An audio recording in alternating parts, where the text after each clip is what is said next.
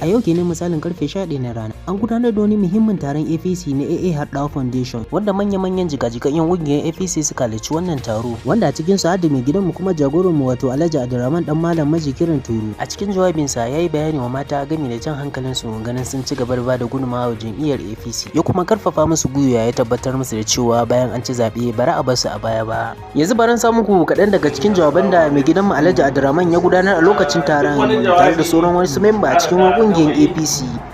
Bayan an ci zaɓe zan yi wa wani ne wurin wanda ka san yana foundation na AA Hardawa bayan an ci zaɓe za ka yi rasa ba kuma an gani foundation tana nan kuma ita siyasa na zamanin nan wane ne yake kusa da kai wanda za ka gan shi ko bayan an ci zaɓe ko kuma wane ne wanda ka san yana kusa da shi ba wanda bayan an ci zaɓe za ka neme shi rasa ba.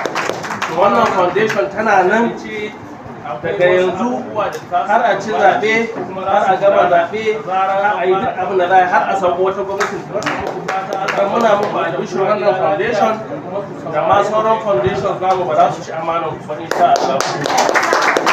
Kuma a takaice akwai wasu abubuwa da za su kammala ko kuma za su gudana da zarar an fara kamfen insha Allah.